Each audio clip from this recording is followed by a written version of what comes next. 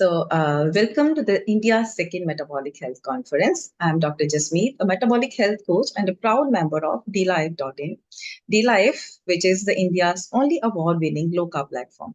So I'm honored to be the part of this conference, which has been brought to you by Shashikant Iyengar and Anup Singh. Both of them are my mentors, and they have brought this just to give you people, the scientific feast on the metabolic therapies. And for another session of the Metabolic Health Conference, I have with me an amazing woman and a PhD, Dr. Angela Stanton. So welcome, Dr. Angela. Thank you for inviting me. Yeah. Let me just first introduce you. So Dr. Angela, she's a scientist and a PhD in the experimental neuroscience. Being a migraine sufferer, she became interested in researching the brain function. And having a scientific mind, she took a deep dive at the cellular level to look into the mechanism that underlies the migraines. So Dr. Angela then developed her own protocol, the Stanton Migraine Protocol, and she's now author of a book, The Fighting the Migraine Epidemic, which is a comprehensive guide for both preventing and treatment of the migraines. So Dr. Angela, her paper recently accepted for the publication in a highly impact journal, Frontiers in Nutrition 2024. The article entitled is Specifically Formulated Ketogenic, Low Carbohydrate and Carnivore Diets for Preventing Migraines, a Perspective. So Dr. Angela has already helped thousands of people through her migraine group, Facebook migraine group, and I think it's completely free. And she's also educating the healthcare professionals worldwide to teach them the therapeutic approach, the low-carb therapeutic approach to prevent migraines. So welcome again, Dr. Angela. Thank you. I'm really honored to be present. So Dr. Angela, I think we can just start because, you named the book Fighting the Migraine Epidemic. And metabolic syndromes, have already reached an epidemic. So is there any connection between the migraines and the metabolic health? Oh, absolutely. As you know, migraine is genetic a condition, and the anatomy of the brain is very different in a migrainer from a non-migrainer. And so the migraine brain has difficulty using glucose for energy, and this is very important. And so the reason why it's complex, and we will cover it deeper as we go on, is that it isn't that metabolic disease causes migraine, but rather that migraine predisposes the person to end up with metabolic disease as a result of difficulty with glucose metabolism. Okay. So this is, I just wanted to connect it with the insulin resistance. So as you mentioned that it's not the cause, but it's a consequence. It's a consequence because migraineurs are so glucose intolerant, or carbohydrate, I should say, carbohydrate intolerant, that they have a much bigger response to consumption of carbohydrates. And this big response, as we know by now, it's not how strongly you respond to the glucose, but how strongly you react with your insulin. That is the deciding factor of whether you're going to end up with metabolic disease or you aren't. And so migraineurs have a much bigger response, and so therefore it's a much easier, quicker way to end up with type 2 diabetes, for example. Okay, so you mentioned that migraine being a genetic condition, right? So genetic in the sense like they are different from the other persons, they have some separate genes, right? They have different genes, and the brain architecture, the whole brain is quite different. So envision a brain, a standard human brain, and a migraine brain. So if I put two people, one a migrainer and non-migrainer, into the same room, and in that room I have a specific setup for light and sound and order, okay, then the non-migrainer is going to smell and see the brightness and hear completely different from the migrainer. The migrainer has enhanced neurons, the neuronal connections of the sensory neurons. A migraine brain has a lot more connections than a non-migraine brain. And so the incoming signals are amplified as a result of the more connections. And so the light is going to seem brighter, the sound is going to sound louder, and the odor is going to be noxious compared to what another person will feel. So if you don't have this brain set up, your chances of getting a migraine is zero. Yeah. You can't. You can have headaches, you can have all kinds of other Mhm. problems, but you will not have migraines. And if you have this kind of brain, you may or may not express over your lifetime the migraine brain constituents that make you into a migrainer. So just because you have it, it doesn't mean it's going to express. So you need to have the epigenetics, the environmental influence. Yeah.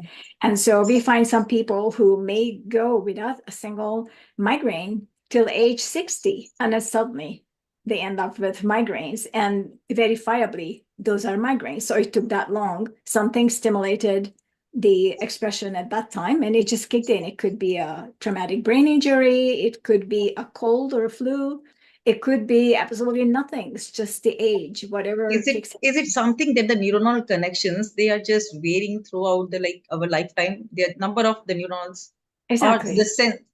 Okay. So the number of the neurons are the same. So we don't have more neurons per se, we just have more connections. Yeah, sorry. Yeah, your connections, like the hyperactivity, like they just Right. develop the hyperactivity of the Right. neurons at certain age. Right. Right, you can, because Yeah. you can develop connections. You can't grow new neurons, but you can develop new connections with the same Yeah. neuron. And you can also trim them. So some people, for example, will have no more migraines when they reach 60. And that's not necessarily a good thing, because when you trim the brain, that's a degenerative Yeah. activity. And so when somebody tells me, well, I had my migraines disappear when my periods disappear, I said, okay, so that's not a good news. I'm very happy that I'm way past all that, and I still have migraines. So that means my brain is not degenerated yet. So Yeah. And the thing is, what I want to connect is, one thing is they have more energy consumption because of the hyperactivity of the sensory neurons.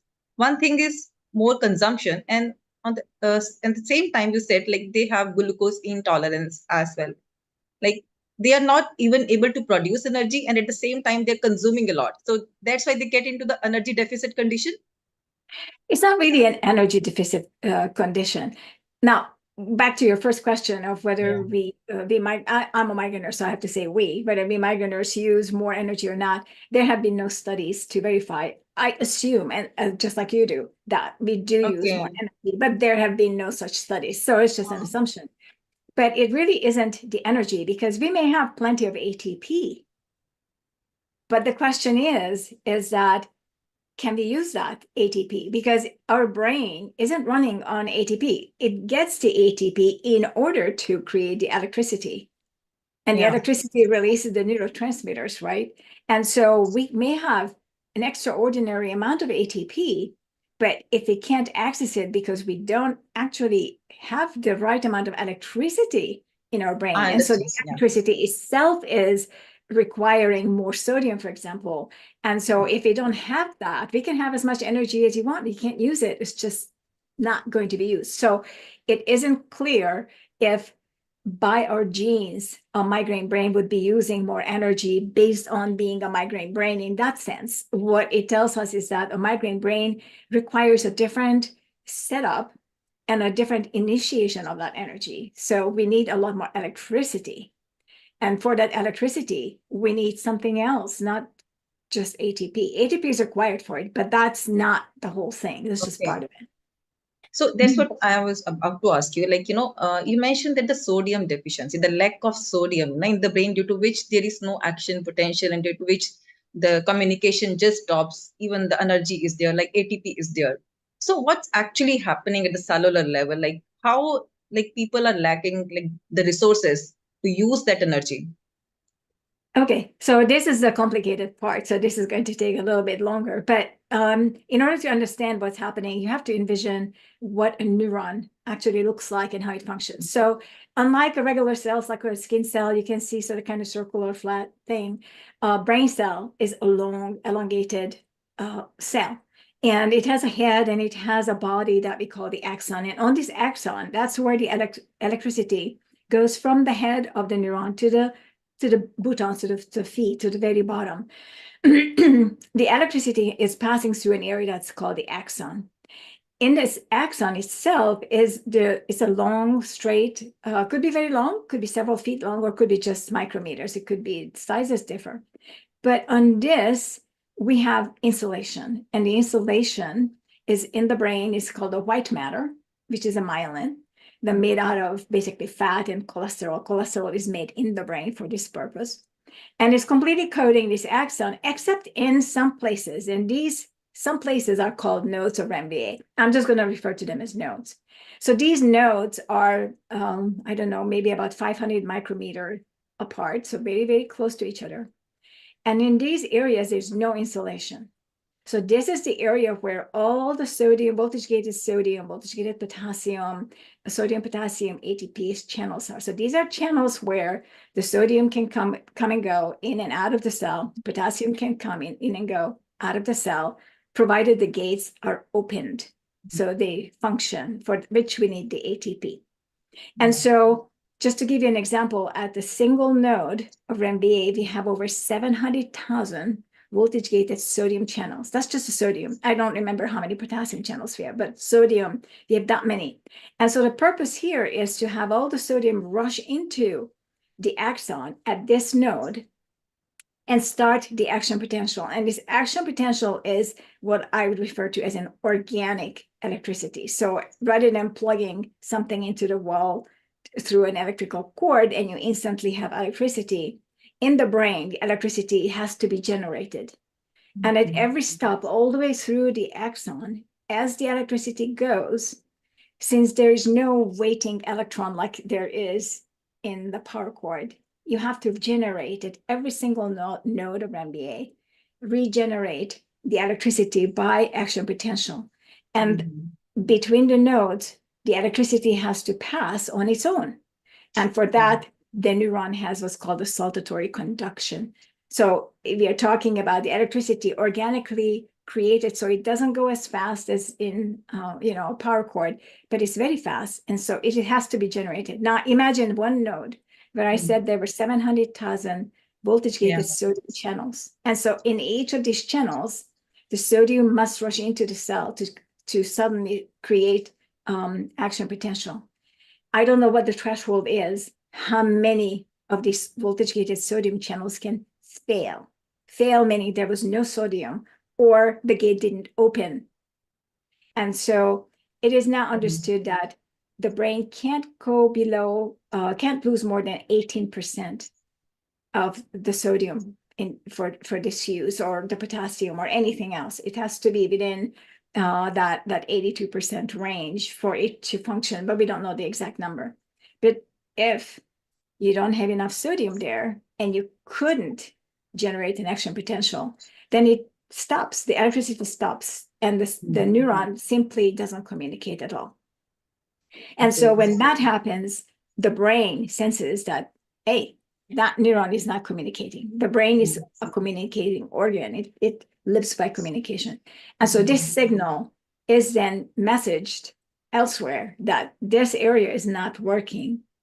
And so at that point, the brain has a built-in, CPR machine when you have a heart attack and you call the ambulance and you put the machine on to give you a voltage, or electricity.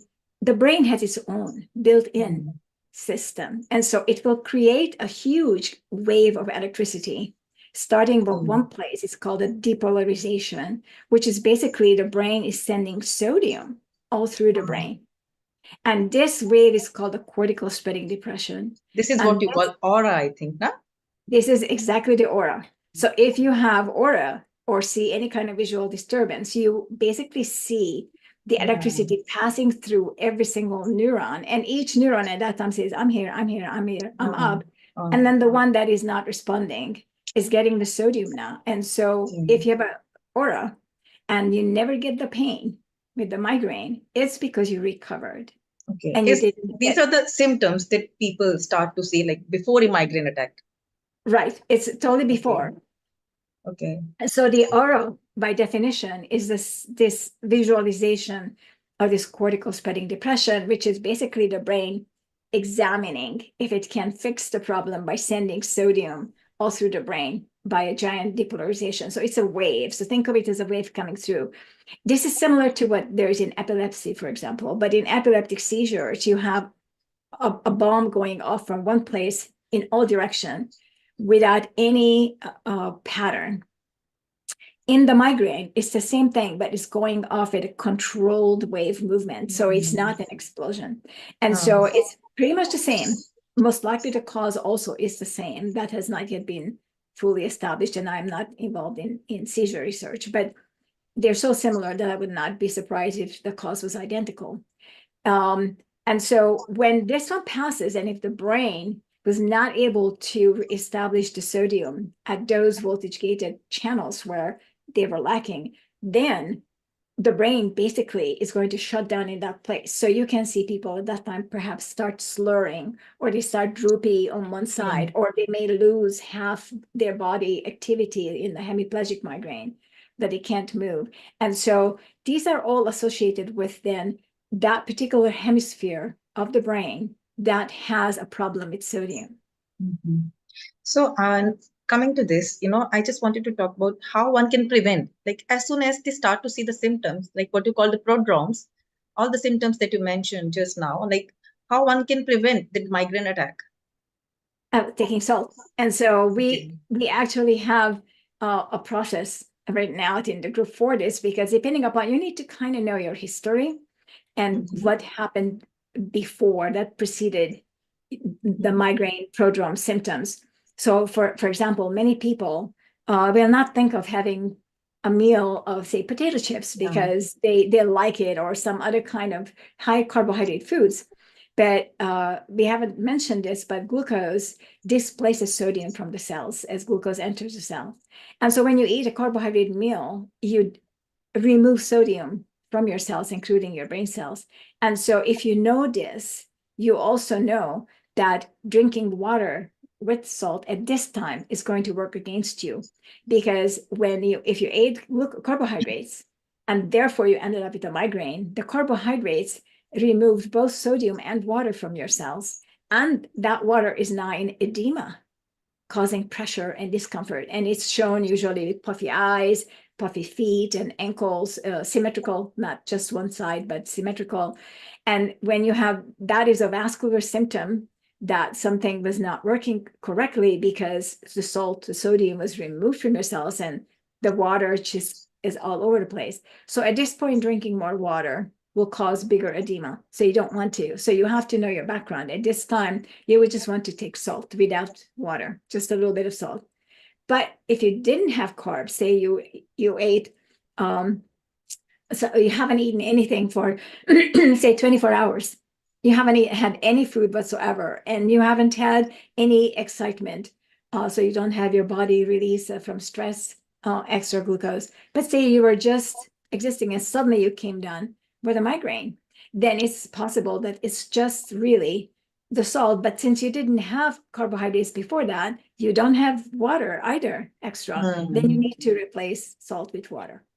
So you need to have these caveats there of how you handle it, but basically you can prevent it by taking salt. So what I understood is like the lack of salt or the electrolyte imbalance in general, so is triggering a migraine attack. And one of the trigger that you mentioned is the glucose, is the carbohydrates. Right. Because carbohydrates are nothing but the glucose molecules. Right. So other than the carbohydrates, what else can trigger a migraine? Okay, so anything that can cause an electrolyte imbalance. So given that migraine is an electrolyte imbalance, there are some people who will say, well, if I eat a banana, I will end up with a migraine, so I will avoid eating the banana. But it's not the banana, excuse me, that caused the migraine. It's what's in the banana, which is an extreme amount of sugar. A single banana, just a medium standard size banana, between 6 to 10 teaspoons of sugar equivalent, and sugar, fructose, and starches, and also potassium, because a banana is very high in potassium. And so potassium is a very tricky subject, because a lot of people think that they need to eat a very high potassium diet and we need to push potassium all the time. And that actually isn't true. So if you just Google the number of potassium and sodium atoms in your body, you're going to find that they're nearly identical. There is a little bit more sodium because sodium is smaller than potassium, and by weight, they're identical. So if your diet contains 2,000 milligram sodium, then your diet should contain 2000 milligram potassium. But this is sodium with food, not with water, but just with the food. So the sodium and potassium by weight should be equal in your body. So if you eat something, say a banana, which has 400 milligram potassium, but nearly zero sodium, that is going to cause an electrolyte imbalance. But if you dip that banana into salt, the right amount outside and remove the carbohydrates. If you just remove the carbohydrates and you eat that banana, that hypothetical banana that has no carbs in it, just full of potassium, you won't get a migraine as long as you dip it into salt. And the same, for example, chocolate. A lot of people complain, even if they get 100% unsweetened chocolate, they get a migraine. So chocolate is migraine trigger. But again, chocolate is very high in potassium. Yeah. And in the United States, you can buy chocolate with salt, actually. That's great. So, yeah. So it's not really a trigger. The trigger really is masquerading as a trigger. It really isn't a true trigger.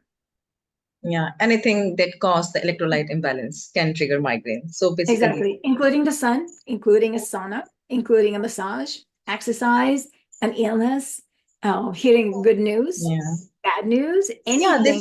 This is what I was about to ask. See, I read in your book, like any positive and the negative, thoughts or something, anything that overactives the parasympathetic or the sympathetic state can trigger a migraine, Exactly, How because is it releases the stress hormones. So if you're getting a good news, say you suddenly told that you got accepted to a very fancy university or you got a great job, you're going to be very happy. It's going to release a host of excitatory hormones. And so you're going to have those stress hormones. I mean, stress hormones works both positive and negative. These are just stress, whether it's a good stress or bad stress, that's for your brain to decide. But your body is going to release it. You're jumping up and down from winning $2 million.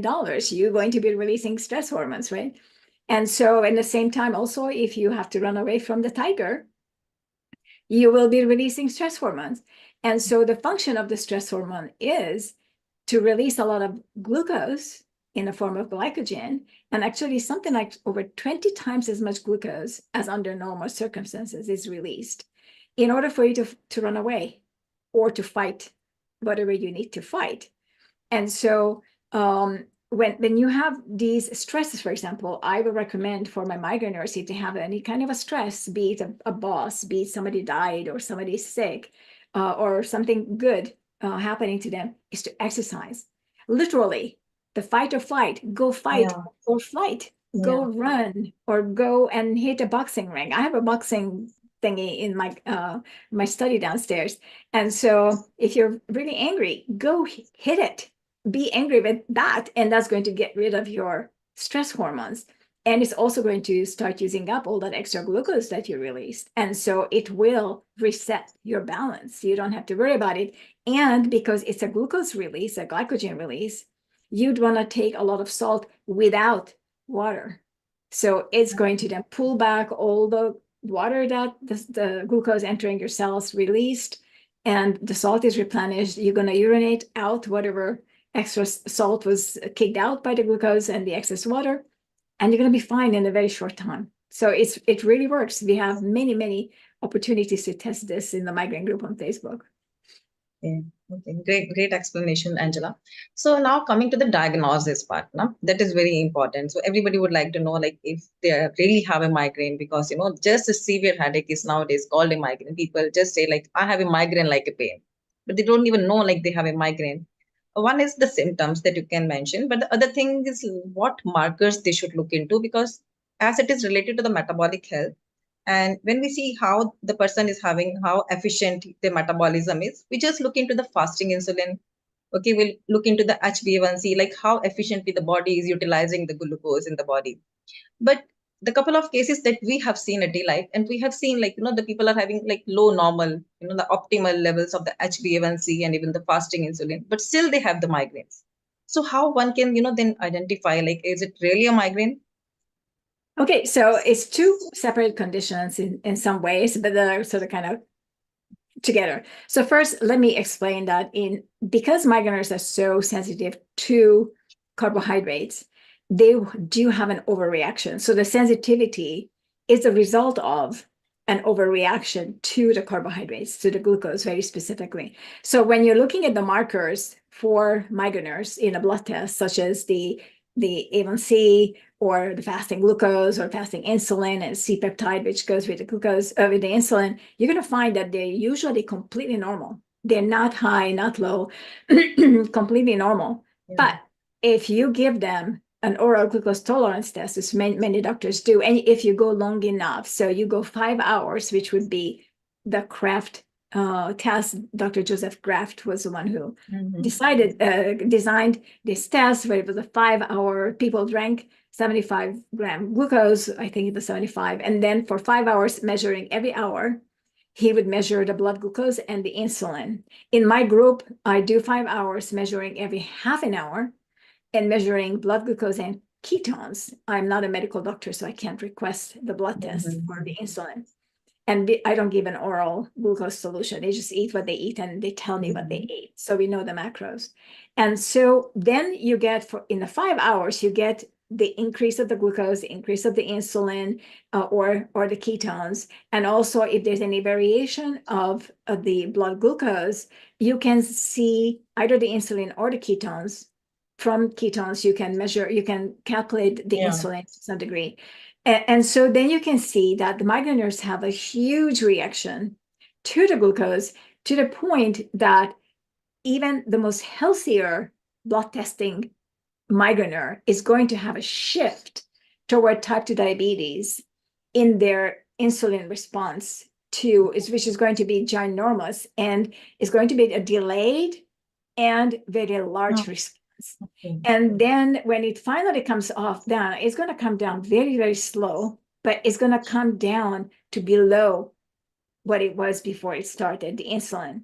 And so it isn't a hypoglycemia or reactive hypoglycemia, but it's rather an hypoinsulinemia in which they end up, which is fascinating. So it's a different metabolic system, I suppose we could say that, because it is so common for all of them. With this said and done, I would not recommend to diagnose a migraineur based on this. Yeah. Because there could be similar with seizures or other kind of brain disorders. I don't know. Yes. But the diagnostic of migraine is very important, because you mentioned the pain. Yeah. But you don't need to have a headache with a migraine. And so you can't diagnose a migraine from a headache if you don't need to have a headache, right? Now, granted, a lot of migraineurs do end up with a headache, but it's not necessary. I've had migraine without headache. And people who get aura often don't end up with a headache. And migraineurs who don't see an aura still have an aura, just in a different way, and they can't see it because the migraine is in a different location from the visual cortex, and they can't see the signals passing through. So it's a lot more complicated than what we know about it. And in my article that I just published, that is still right now in the proof stage, I just sent in the proof, I explained this in great details, excuse me, of how this works. But basically, what you're looking for in a diagnosis is that if there's a headache, where and what kind of a headache that is. So if people have a big headache that is throbbing and it's on top of the head, forehead, back of the head, anywhere on the head, that's not a migraine. A migraine is always, without exception, unilateral, meaning one side of the head. And that's because it is in one hemisphere of the brain. The brain is two completely different hemispheres. And based on the symptoms, we can tell which hemisphere. So for example, a person who can't speak is going to have the migraine on the left side, left hemisphere, because the speech center is in the Broca area, is in the left side of it's not in the right side. So you can't have both sides hurting. You have only the pain on the side where the trouble exists. And so migraine is always one-sided, without exception, unilateral. And I know many doctors disregard this. And the other is that migraine is not vascular. As we talked about it, that it is connected to electrolytes. So it is not a vascular condition. So it doesn't throb. A throbbing headache is a vascular headache. A migraine headache is not a vascular headache. It's a neurological headache, a signal sent, the pain signal, of course, within the brain. We don't have pain sensors. So it's sent to the pain sensory nociceptors that are the CGRP receptors, but they are not, those are just sensing the pain. And so you may feel the pain in a completely different place from where the actual migraine is taking place, because inside the brain, you have no sensory neurons and pain sensory neurons. And so if there's a pain, it is going to be one-sided. It cannot be pulsing or throbbing. Also, if you bend forward, like many people bend forward to test, if the pain intensifies, it's not a migraine. Because if it intensifies, it's vascular. Because as you bend forward, your vascular status changes. So you can exclude. And also, migraine has other symptoms. You'd be going to be nausea, dizzy, vertigo, Meniere's disease syndrome. There's a host of symptoms. You won't know where you are. You may not be able to talk. You may be slurring. You may not remember where you are. You're incoherent. You may not be able to see. Some people literally go blind with one eye when they get migraines. So you have a host of symptoms which are prodromes. This can happen before. And so most migraineurs have a single prodrome that is not listed anywhere, which is something I discovered in the group, because so many people, nearly all of us have it, is that before a migraine, one eye becomes smaller. So I'm not talking about smaller It's pupil, like whatever. they're not able to open it, na? It's like a tortoise, like this. So you can't open your eye fully. And you may have a twitching of the eye. So that one eye is suddenly going to change. And that is a prodrome that nearly 100% of migraineurs have. So you have to meet some of these or all of these to say that, yes, you have a migraine. Okay. Now, the theme of the conference being the metabolic therapy. So now we should come to the therapy, the treatment for the migraines. If the brain is not able to use glucose efficiently, so what's the alternate fuel then? Okay, so there are two basic fuels that the brain can choose from: glucose and ketones. And ketones are fatty acids, excuse me. In the brain, they're medium chain fatty acids. And if you give the brain both at the same time, and it's a healthy brain, which one will the brain choose? Many people will say, well, glucose, because glucose is the primary fuel of the brain. But actually, in practice, and there are some academic articles on this, the brain picks ketones, not glucose. There's a difference between the two of how they are being used. Glucose is, for example, thermal. It releases heat. It also generates reactive oxygen species in a conversion from glucose into pyruvate and so forth to get into the mitochondria, which then gives us the ATP. Ketones, or fatty acids in general, don't have that. They don't create heat. They're not thermal. They don't create reactive oxygen species. Much faster working. They don't have to go through the conversion. So if the brain is given the option, it's going to choose ketones. And you can see that because look at the babies in the mother's womb. They're all in ketosis, independent of what the mother eats. And so that is the basic primal fuel of the brain. Now, parts of the brain can't use ketones, such as the glial cells. The glial cells, for example, there's 4 kinds, but the kinds that make the myelin are extremely important because the myelin is the insulation, as we talked earlier, about how the brain functions, work, and the electricity has to pass through. If the glial cells are not getting the fuel they need, and they must have glucose or glycogen or lactate. These are the 3 fuels they can use for themselves. If they don't have that, then the myelination will end up with trouble as well. So but they only represent about 20% of the brain. And also the eye, we don't have mitochondria. Wherever there's no mitochondria, basically, we need to use glucose as fuel. And so the glucose used for the brain is minimal, and we don't need to eat the glucose for it because our liver creates glycogen, which the brain can convert and uses glycogen as is, or convert it into glucose or lactate, and it can use it. So we don't really need to force eating glucose. And but the fats that the brain can use are limited to the kind of fat that can cross the blood-brain barrier.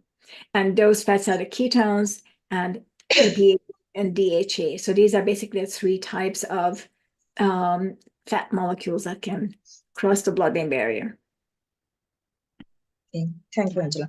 Now, coming to your protocol, what are the exact ratios of the for the macros you'd recommend for the migraineurs, like for the carbohydrates, protein, and fat?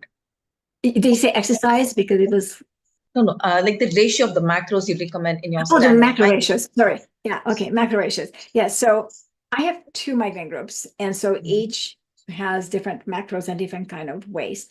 And so I have 5 different ways of eating that is recommended. And so the original one is what I now call the protocol proper, which is basically just low carb, high fat.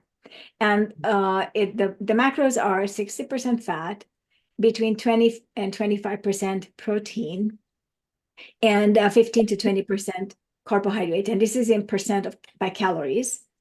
And as you can see, it's high in carbohydrates. We also require a minimum 50 carbohydrate grams for women, a minimum 65 for men, and a maximum 70 for women, a maximum 85 for men. And that's because in this group, migraineurs still have migraines and they still are on medications.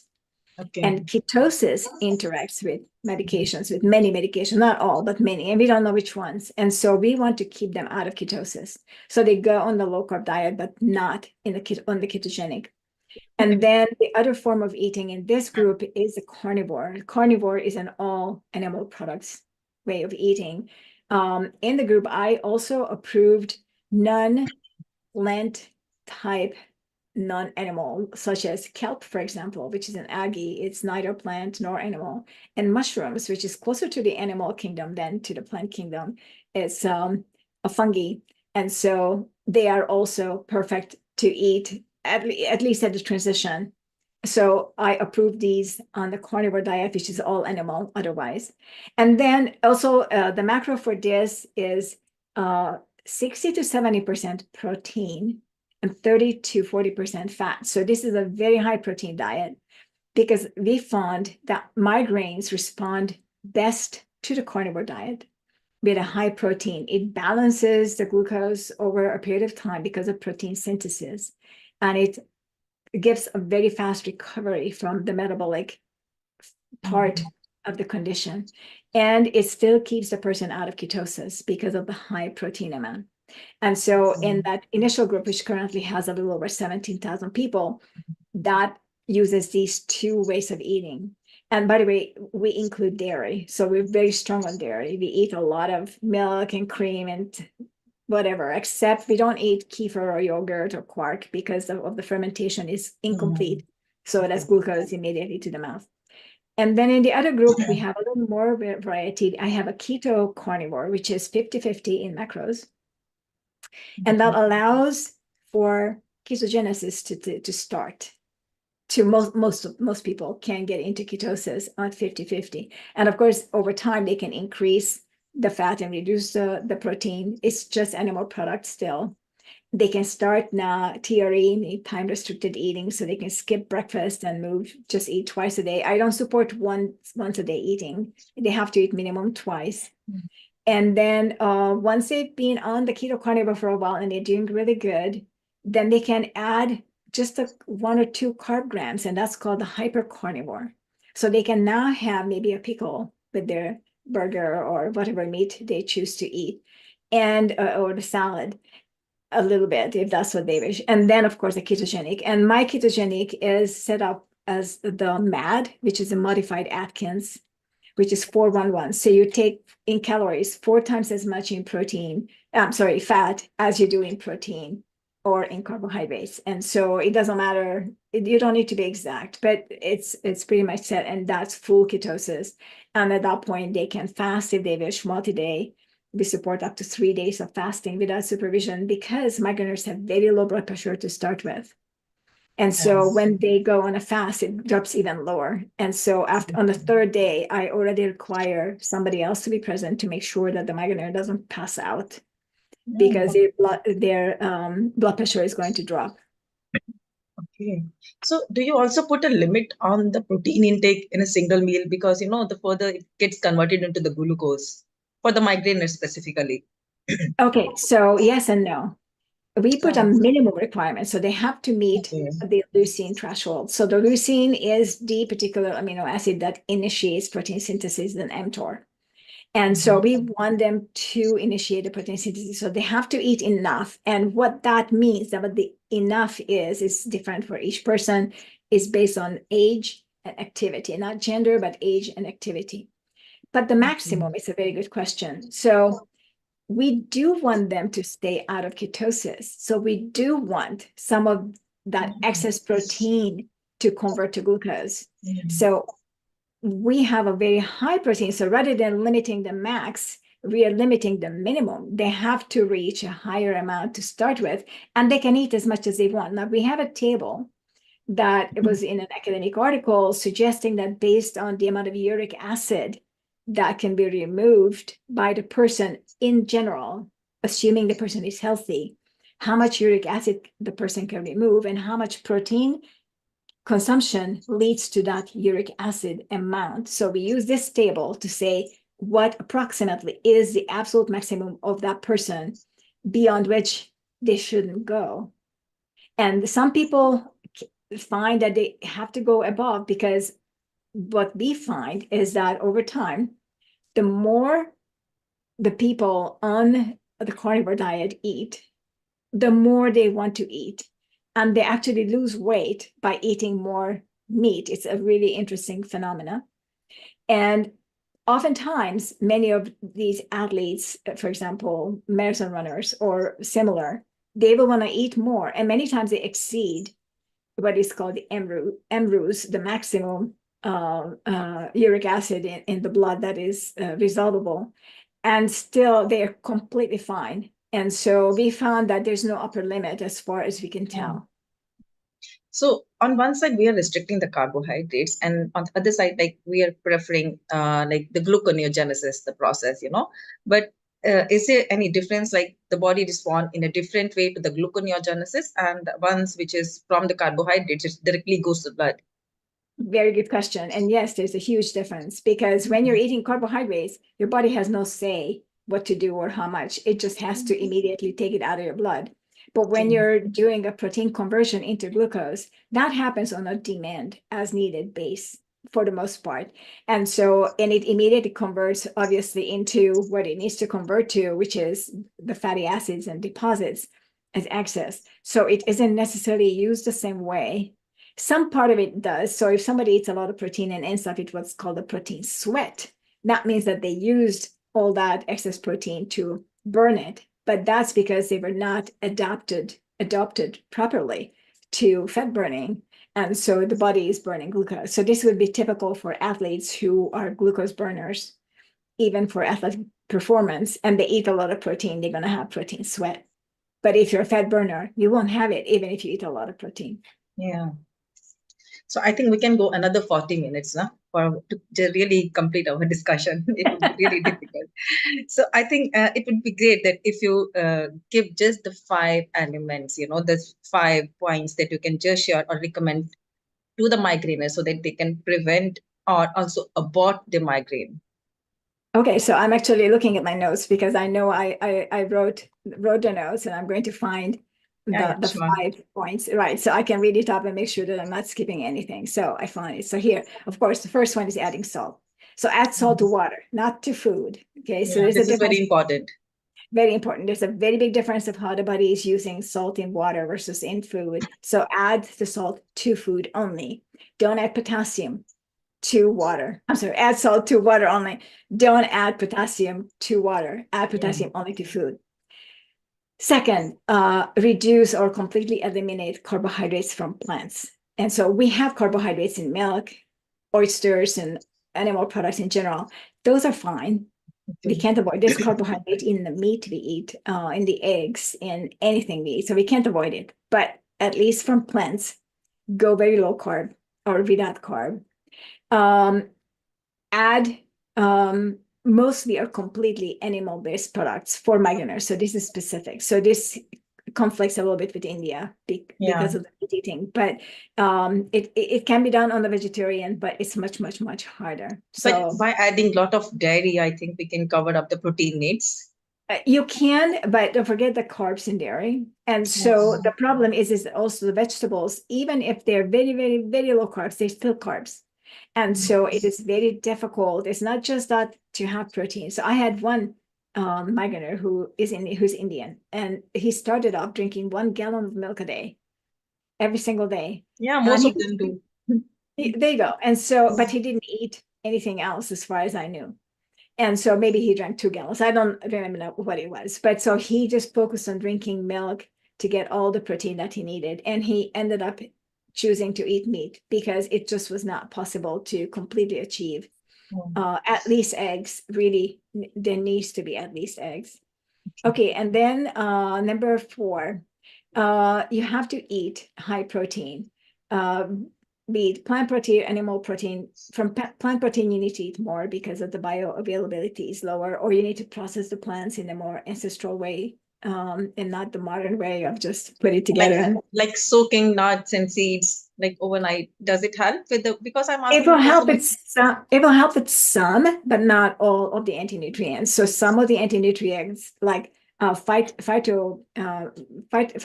won't be removed. I mean, the whole idea of eating a plant is phytate. That's what represents the plant. So you can't remove it, but phytates block, for example, some of the protein, block the iron. So there are some problems that you have to make up for it. And also it lacks in a lot of animal-only nutrients like B12 or fish oil, for example. So, and you can take fish oil, but the conversion rate to DHA and EPA is very low. And so you have to eat pounds and pounds and pounds of flax seeds, but your body is not able to convert it. And the proper amount of hydration is number 5, which is important. So it's not just the salt, but it's the salt and water. I find that most people are dehydrated. They don't drink enough water. So we calculate how much water a person needs to eat. And that many times resolves most problems, interestingly. So just the hydration properly with salt, it's 1/8 teaspoon salt per single cup of water, drinking a cup at a time, not sipping, and calculating the minimum water requirement for the person. Okay, that's really fantastic, So many things I learned really. The one, after reading your book, the one new point that I got, the migraine doesn't come with the pain. Exactly. Yeah. It doesn't have to. That's very important to remember that. Yeah, okay. So Angela, let me now invite the organizers, Anup Singh and Shashikant Iyengar, to thank you.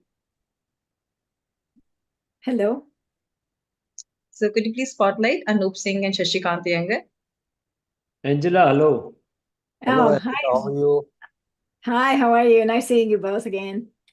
So, Angela, thank you very much for accepting this invite. You have been one of the long-term supporters of D-Life right from many, many, many years. And I think again your session, especially in this event, specifically on the ketogenic part in neurology, and of course we have the other associated psychiatry, cancer, CKD, is very much needed. And I think India will be much more aware about the ketogenic option, migraine, whereas many people are suffering. And it's on the contrary, many of them get advised to drink sugarcane juice when it comes to headache and all. So I think this is totally, it's just poles apart of what has been advised. Yeah, no.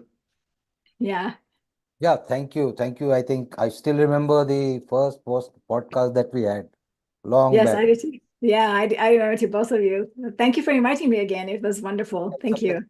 I think, Anup, you need to bring her back to the podcast. I think there are many things we have to discuss. Yeah, we'll get sure. Jasmeet will take minimum 3 hours with you. Yeah, gladly, anytime. One thing I can do really good is talk. Let's get Ira also in because she's waiting. Yeah. So Ira is our lead host, and she's another fan of yours. And then you let Dr. Angela also come in. Yeah. So Ira, Ira also wanted to meet Angela personally here in this. Yeah, Angela, I've been talking about you since morning, and I was really looking forward to this session. And I think Arun is also here, and we were listening to your session all throughout. Arun sir is really a big fan of you, na? He always talk about Angela recommend this, Dr. Angela recommend this. Well, thank you very much. Yeah, I'm looking forward to talking to you. Yeah, so thank you so much for coming over and for speaking to us. A very enlightening session. I think Arun. Yeah, Angela. Oh, there you go. Hi there. Right. We'll see you again. There's no sound over it. We are Mm. not able to hear. Okay. So I think with this, we come to the end of the session. And I thank you, Angela, for joining us in the second Metabolic Health Conference from India. We look forward to having you as guest again. Thank you. Thank you so much. I really appreciate it. It's been an honor. Thank you. Okay, thank you Bye. so much. Bye-bye. Have a good day. Bye-bye. Bye. Have a good one. Yeah, so I think finally we had a very good session today. You can sum it up. Yeah, we had a marathon. I think all sessions were very interesting. And I'm quite looking forward to tomorrow because two of the guests that I'm really looking forward to, all of them are good, but one is Akmal Bhatti that I'm really looking forward to hearing. And the other is Craig. That's going to be another interesting session. So I hope everybody joins in again tomorrow. Tomorrow is our last day, and we'll have a grand finale again, and we close the ceremony. Yeah, and I Right. think tomorrow Starting- we'll start at 8:45. Yes, We'll have 8:45 an will opening session, and we are going to have a guest also there in opening session. and post 4:30 we have I think the open session with Dr. Tanmay is 3:45. So don't miss that session. It will be very important, very interesting. All of us will be there. Yeah, no. Yeah, that's all. Tomorrow's timing and last session, open session, basically. Thank you. I think we can log off. Thank you, everybody. Good night. Bye-bye. Night. Please, you can log off here. Okay, so thank you everyone.